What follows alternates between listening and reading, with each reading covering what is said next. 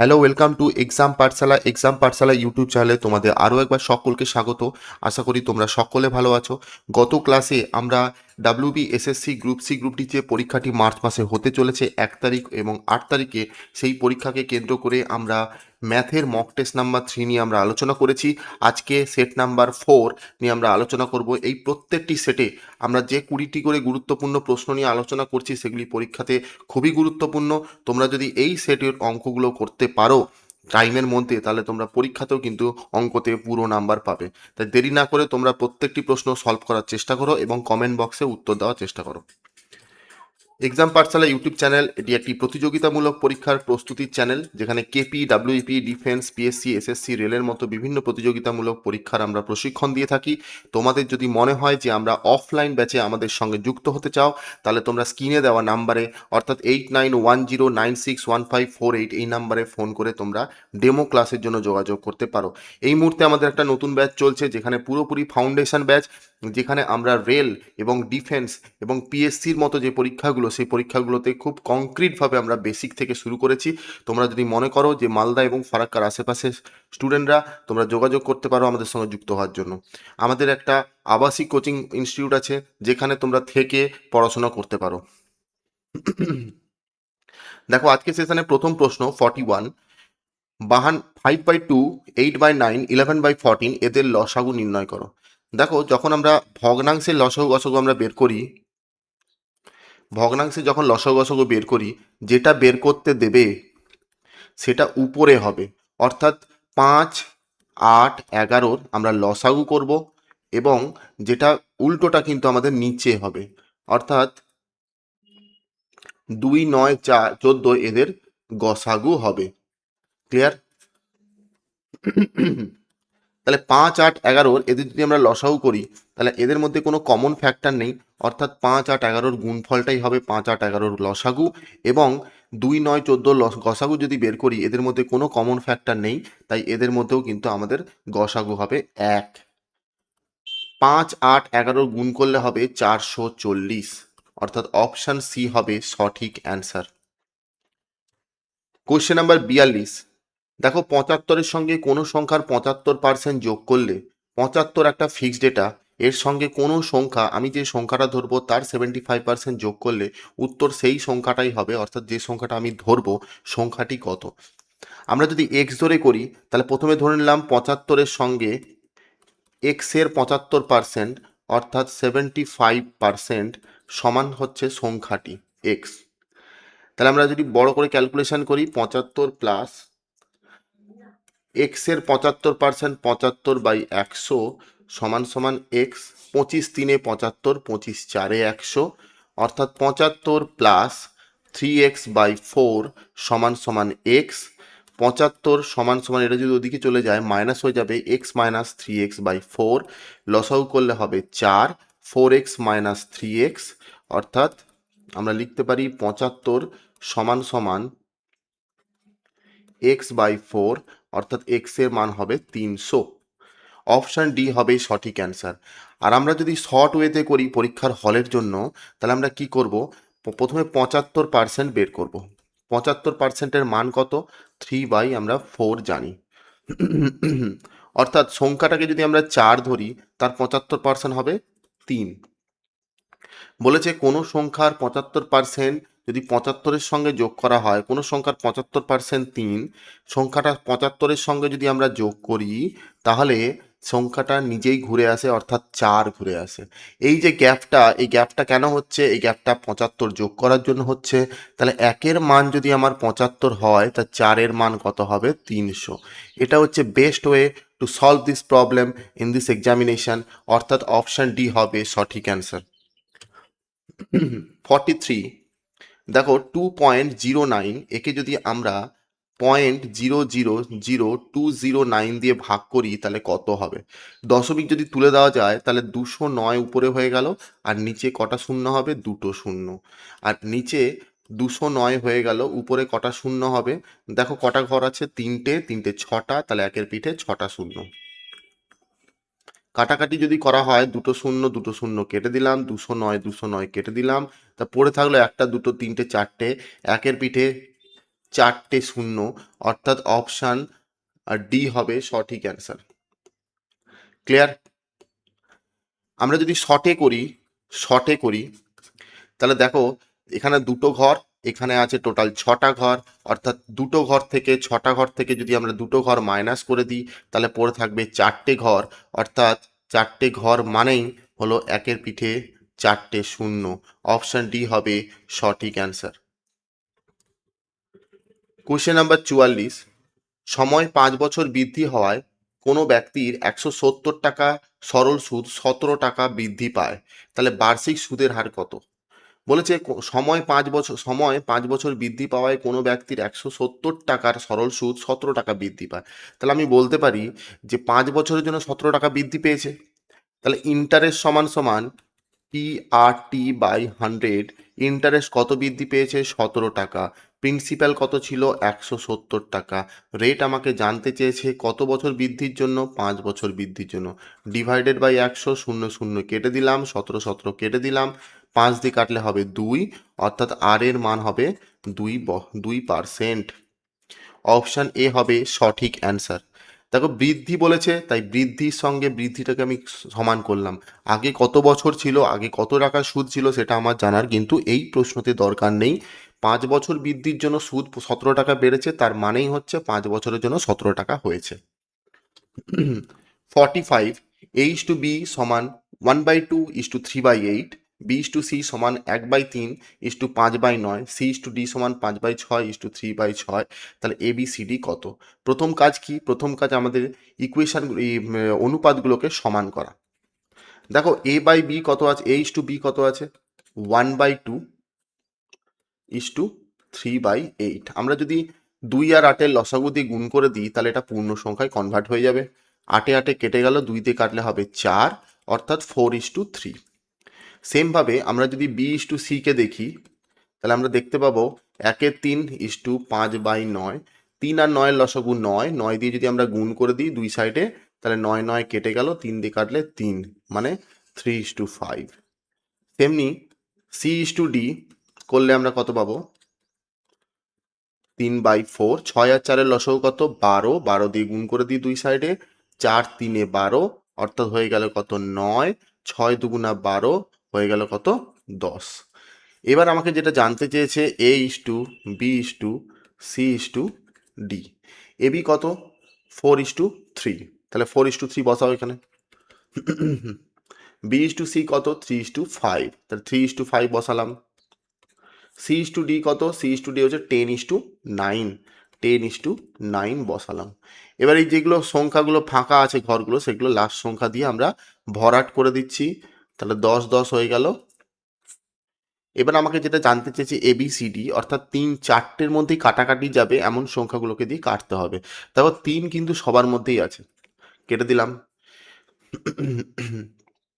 5ও কিন্তু সবার মধ্যে আছে, এখানে হয়ে যাবে 2, এখানে হয়ে যাবে 2, তাহলে হয়ে গেল কত? 4 2 8, 3 2 6, এখানে হয়ে পড়ে থাকলো 10, আর এখানে পড়ে থাকলো কত?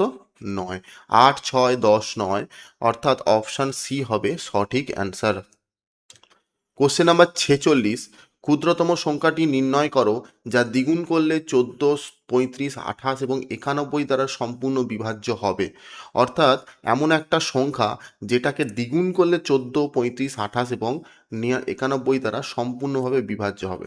তাহলে আমাকে প্রথমে কি করতে হবে? এদের আগে লসাগু বের করতে হবে।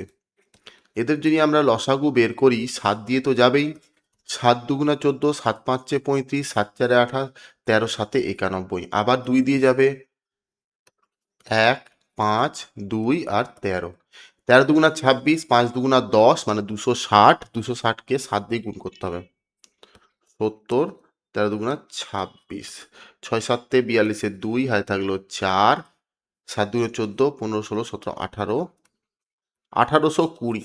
1820 হচ্ছে এমন একটি নাম্বার যেটাকে 14, 35, 28 এবং 91 দিয়ে ভাগ করলে মিলে যাবে। তাহলে কি বলেছে এখানে? যাকে দ্বিগুণ করলে, অর্থাৎ 1820 কিন্তু কোনোভাবেই হবে না। 1820 কিন্তু সংখ্যা, 1820 ডবল করলেও ভাগে মিলবে, কিন্তু ক্ষুদ্রতম সংখ্যা নয়।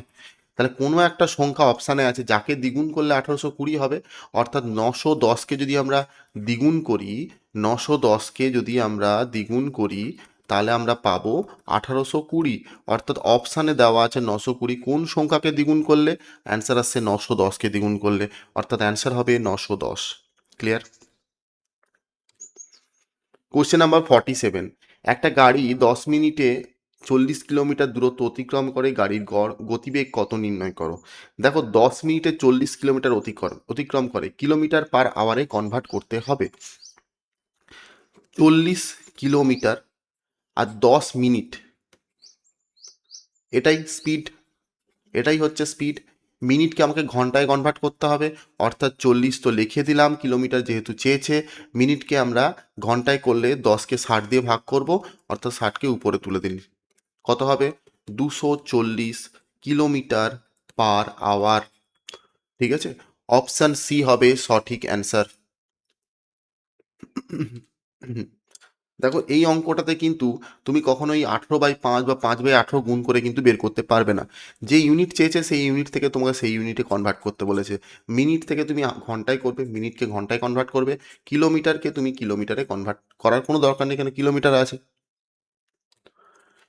48, এ ও বি একত্রে একটা কাজ 15 দিনে করতে পারে, যদি বি একা ওই কাজটি 20 দিনে শেষ করে তবে এ একা কতদিনে কাজটি করবে। এ ও বি একত্রে একটা কাজ কত দিনে করতে পারে? 15 দিনে। বি একা কাজটি কত দিনে করে? 20 দিনে। এদের এলসিএম কত? আমরা বলবো 60, 15×4 60, 20×3 60। দেখো চার দুজনের ক্ষমতা, এটা হচ্ছে দিন সংখ্যা, এটা হচ্ছে কাজ, এটা হচ্ছে ক্ষমতা। তো দুজনের ক্ষমতা হচ্ছে 4, বি এর ক্ষমতা যদি 3 হয় তাহলে এর ক্ষমতা আমরা বলতে পারবো যে 1, মাইনাস করে দিলে টোটাল কাজটা 60 ইউনিট, কাজটা যদি 1 ক্ষমতা দিয়ে কেউ করে তাহলে 60 দিন সময় লাগবে, তাহলে অ্যান্সার হবে কত? Option D. 49, এ ও বি একত্রে একটা কাজ 12 দিনে করতে পারে, A B C, A A comma B O C একত্রে কাজটি 8 দিনে করতে পারে, সি কতদিনে একা কাজটা করবে, একা কতদিনে কাজটা শেষ করবে। দেখো এ ও বি একত্রে কতদিনে কাজ করছে? এ বি আর সি তিনজন মিলে করছে 8 দিনে, আর এ আর বি একত্রে করছে কতদিনে? 12 দিনে। সেমভাবে এলসিএম করব, 24, 8×3 = 24, 12×2 = 24, মাইনাস করলে হবে কত? 1। 24কে যদি 1 ক্ষমতা দিয়ে ভাগ করা হয় তাহলে 24 দিন হবে। Option C. মাইনাস কেন করলাম? আমার সি এর দরকার, যদি মাইনাস করি বি বি এ এ কেটে যাবে, অনলি সি পড়ে থাকবে। ক্লিয়ার?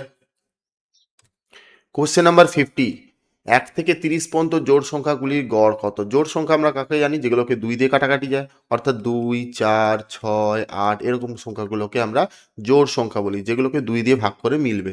তা 1 থেকে 30 পর্যন্ত জোড় সংখ্যাগুলির গড় কত? আচ্ছা জোড় সংখ্যা 1 থেকে 30-এর মধ্যে কতগুলো আছে? 1 থেকে 30 পর্যন্ত টোটাল 15টা জোড় আছে, জোড় আছে 15টা, আর বিজোড় আছে কত? 15টা। তাহলে টোটাল 15টা সংখ্যা যোগ করতে হবে। আমরা জোড় সংখ্যা যোগফলের নিয়ম কি জানি? n × n+1, এটা জোড় সংখ্যার যোগফলের নিয়ম। জোড় সংখ্যার যোগফল, যোগফলের ফর্মুলা হচ্ছে n × n+1। ঠিক আছে, আর বিজোড় সংখ্যা যদি বলতো তাহলে বিজোড়ের যোগফলের ফর্মুলা হচ্ছে n²। তাহলে আমরা n এর মান কত পাবো? 15, কেন 15টা সংখ্যা আছে, 15 + 1 16, এটা যোগফল। একে যদি আমরা n দিয়ে ভাগ করি, অর্থাৎ 15 দিয়ে যদি আমরা ভাগ করি তাহলে 15 15 কেটে যাবে, হয়ে যাবে কত? 16। অপশান সি হবে সঠিক অ্যান্সার। কেন 15 দিয়ে ভাগ করলাম? তার কারণ এখানে বলেছে গড়। গড় কাকে বলে? গড় হচ্ছে যতগুলো সংখ্যা আছে তত দিয়ে ভাগ করাকে গড় বলে, যোগফলকে। কোশ্চেন নাম্বার 51, একজন ব্যক্তি 25 টাকায় কিছু পেন কিনে 20 টাকায় বিক্রি করে তার ক্ষতির শতাংশ কত? 25 টাকায় কিছু পেন কিনে 20 টাকায় বিক্রি করে, কিনেছে ক টাকায়? 25 টাকায়। তাহলে সিপির মান কত? 25, বিক্রি করেছে কত? 20 টাকায়, অর্থাৎ লস হয়েছে তার। লস ক টাকা হয়েছে? 5 টাকা। 5 টাকা যে ক্ষতি হয়েছে কার উপরে হয়েছে? কস্ট প্রাইসের উপরে, অর্থাৎ ক্রয় মূল্যের উপরে, ইন্টু 100, 5 দিয়ে কাটলে 5, 5 দিয়ে কাটলে 20, অর্থাৎ 20%। Option B. দেখো কোশ্চেন নাম্বার 52, 15 বদমাস নিয়ম অনুযায়ী হবে। প্রথমে তোমাকে জানতে হবে ভি বদমাস। ভি বদমাস ভি বদমাস মানে হচ্ছে ভি ফর হচ্ছে ভার্নাকুলার অর্থাৎ রেখা বন্ধনী, তারপরে bracket, first bracket, second bracket, third bracket, তারপরে অফ মানে গুণ, ডি মানে ভাগ, এম মানে গুণ, এ মানে যোগ, এস মানে বিয়োগ। তাহলে এইখানে যে সরলটি দেওয়া আছে, তোমার প্রথমে কি করতে হবে ব্র্যাকেটের কাজ, কারণ রেখা বন্ধনী নেই। তো দেখো এই জায়গাটায় যদি আমি ব্র্যাকেটটা তুলে দিই তাহলে 9 প্লাস 2 হয়ে যাবে, আর এখানে ইন্টু 7। যোগ আর গুণের মধ্যে প্রথমে কার কাজ হয়, গুণের কাজ। তাহলে 7 লং 63, 63-র সঙ্গে 2 যোগ করলে হবে 65। তার মানে এইখান থেকে এটার ভ্যালু হয়ে গেল কত, 65। তার আগে দেখো 20 × 5 100 আছে, 100 মাইনাস 65 অর্থাৎ 35 হবে অ্যান্সার। এখান থেকে এটা মান হলো কত, 35। এবার আগের পার্টটায় চলে যাও। দেখো 19 থেকে 1 বাদ দিলে হবে 18, 18কে 2 দিয়ে ভাগ করলে হবে 9, অর্থাৎ 9 মাইনাস 35 হয়ে গেল। 9 থেকে 35 বাদ দিলে কত হবে, 26 হবে, -26। তার আগে দেখো মাইনাস আছে, মাইনাসে মাইনাসে প্লাস হয়ে যাবে। 15কে 3 দিয়ে ভাগ করলে কত হয়, 5 হয়। 26-এর সঙ্গে 5 যদি আমরা যোগ করি হয়ে যাবে কত, 31, অর্থাৎ অপশান বি হবে সঠিক অ্যান্সার। ভিডিওগুলো যদি ভালো লাগে থাকে অবশ্যই লাইক করবে, সাবস্ক্রাইব করবে, তোমাদের কেমন লাগছে অবশ্যই জানাবে। 53, একজন সাইকেল আরোহী ঘন্টায় 4 কিলোমিটার/আওয়ার গতিবেগে গেলে গন্তব্যস্থলে পৌঁছাতে 5 মিনিট দেরি হয় এবং 6 কিলোমিটার/আওয়ার গতিবেগে গেলে 5 মিনিট আগে গন্তব্যস্থলে পৌঁছাবে, তবে গন্তব্যস্থলের গড় দূরত্ব কত? গন্তব্যস্থলের দূরত্ব কত? দেখো ডিস্টেন্স সমান সমান S1:S2 by S1 minus S2 into T1 plus minus T2 by 60। Clear? S1 এর মান কত? S1 এর মান হচ্ছে দেখো, S1টা হচ্ছে বড়, 6 কিলোমিটার/ঘন্টা, অর্থাৎ 6 × 4 by 6 - 4 into T1 plus minus T2। দেখো যদি দুটোই দেরি দেরি বলে, দেরি দেরি বলে তাহলে হবে মাইনাস, যদি আগে আগে বলে, যদি আগে আগে বলে তাহলে হবেও মাইনাস, আর আগে পরে যদি বলে তাহলে হয়ে যাবে প্লাস। তাহলে এখানে আগে পরে বলেছে 5 মিনিট আগে আর 5 মিনিট পরে, তাহলে 5 × 5 = 10 হয়ে যাবে, বাই 60 কেটে গেল, উপরে হয়ে যাবে 6 6 কেটে গেল, 4/2, 4/2 কাটাকাটি করলে হবে 2 কিলোমিটার, অর্থাৎ গন্তব্যস্থলের দূরত্ব হচ্ছে 2 কিলোমিটার। 54, একজন অসাধু ব্যবসায়ী কোনো দ্রব্য কোনো কেনা দামে বিক্রি করতে চান, কিন্তু সে 1 কেজির পরিবর্তে 960 গ্রামে বাটখারা ব্যবহার করে, শতাংশ লাভের হার কত? দেখো তুমি 1000 টাকা দিয়ে কোনো জিনিস, 1000 টাকা দিয়ে কোনো জিনিস 1000 গ্রাম কিনে নিয়ে এলে, ক্লিয়ার? কিন্তু তুমি যখন কাস্টমারকে বিক্রি করতে যাচ্ছ তখন তুমি 1000 গ্রাম দিচ্ছ না, তখন দিচ্ছ তুমি 960 গ্রাম, কিন্তু লোকটার কাছ থেকে 1000 টাকা নিয়ে নিচ্ছ। 960 গ্রামের জিনিস দিচ্ছ মানে 960 টাকার জিনিস দিচ্ছ, কিন্তু কাস্টমারের কাছ থেকে নিয়ে নিচ্ছ 1000 টাকা, অর্থাৎ তোমার প্রফিট হয়ে গেল 0.440 টাকা।